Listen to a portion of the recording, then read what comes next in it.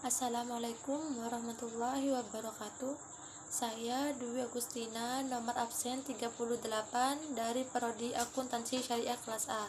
Saya akan membahas akhlak tasawuf sebagai upaya membersihkan hati guna mencapai kedekatan dengan Allah. Yang pertama, pengertian. Tasawuf merupakan suatu ilmu yang mempelajari tentang cara-cara membersihkan hati dari berbagai macam penyakit, mengisinya dengan sifat-sifat terpuji melalui mujahadah dan riyadah, sehingga merasakan kedekatan dengan Allah dalam hatinya dan merasakan kehadiran Allah dalam dirinya, sehingga dapat tampil sosok pribadi yang lebih baik dan berbudi luhur serta berakhlak mulia dalam kehidupan sehari-hari. Yang kedua, makna tasawuf. Tasawuf menurut Al-Nuri dalam Ismail 2008, tasawuf adalah penyangkalan semua kesenangan diri sendiri. Penyangkalan ada dua macam, yaitu formal dan hakiki. Jika seseorang menyangkal suatu kesenangan dan mendapat kesenangan dalam penyangkalan inilah yang disebut dengan penyangkalan formal. Sedangkan penyangkalan hakiki yaitu akhlak mulia yang diperoleh oleh seseorang tersebut untuk menuntut dirinya sendiri, prinsip-prinsip moral, dan membuat tindakan-tindakannya sesuai dengan prinsip-prinsip moral itu dan memenuhi tuntutan-tuntutannya. Perbedaan antara praktik dan moral atau akhlak adalah bahwa praktik merupakan tindakan-tindakan yang memiliki realitas sehingga bentuknya berlainan dengan ruhnya. Sementara moral atau akhlak adalah tindakan-tindakan terpuji tanpa ucapan atau motif sehingga bentuknya selaras dengan ruhnya. Ada 3 macam akhlak yang harus dilakukan oleh seorang yang mengikuti jalan tasawuf, yaitu pertama, akhlak kepada Tuhan dengan memenuhi perintah-perintahnya tanpa kemunafikannya.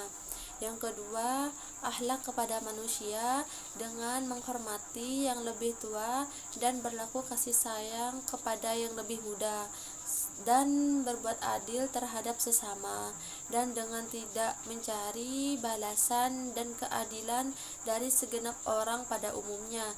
Dan yang ketiga, akhlak kepada diri sendiri dengan tidak mengikuti hawa nafsu dan syaitan. Ketiga akhlak inilah yang menjadikan seorang sufi menjadi orang yang paling mulia di hadapan Tuhan. Sufi adalah seorang mulia karena mereka terbebas dari pencemaran manusiawi, tersucikan dari noda jasmani, dan terlepas dari hawa nafsu, sehingga mereka menemukan ketenangan bersama Tuhan dalam barisan awal dan derajat yang paling tinggi, dan terbebas dari semuanya kecuali Tuhan. Yang ketiga, langkah-langkah menuju kehidupan tasawuf. Untuk dapat menuju kehidupan tasawuf sehingga merasakan kedekatan dengan Allah, maka ada langkah-langkah dan upaya-upaya yang harus dilakukan pada seseorang. Langkah-langkah tersebut yaitu pertama, tazkiyah al-nafs. Tazkiyah al-nafs yaitu merupakan suatu upaya untuk menjadikan hati menjadi bersih dan suci, baik zatnya maupun keyakinannya. Yang kedua, mujahadah dan riyadah. Mujahadah yaitu kemampuan diri untuk menekan dorongan hawa nafsu yang selalu ingin berbuat hal-hal yang tidak benar, lalu memaksanya untuk berbuat hal-hal yang baik. Riyadah yaitu latihan kerohanian dalam melaksanakan hal-hal terpuji, baik dalam hal perkataan, perbuatan, maupun dengan cara penyikapan terhadap hal-hal yang benar. Yang keempat, muqamat atau tahapan spiritual dalam tasawuf. Bagi orang yang menjadi tasawuf untuk bisa mencapai kedekatan dengan Allah Subhanahu wa Ta'ala, maka harus menempuh tahapan-tahapan spiritual yang disebut dengan maqamat. Dalam pandangan Al-Qushairi, Maqam adalah tahapan adab atau etika seorang hamba dalam rangka husul atau sampai kepada Allah dengan berbagai upaya diwujudkan dengan suatu tujuan pencarian dan ukuran tugas. Sedangkan menurut Al-Ansani berpandangan bahwa maqam adalah pemenuhan hak-hak Allah.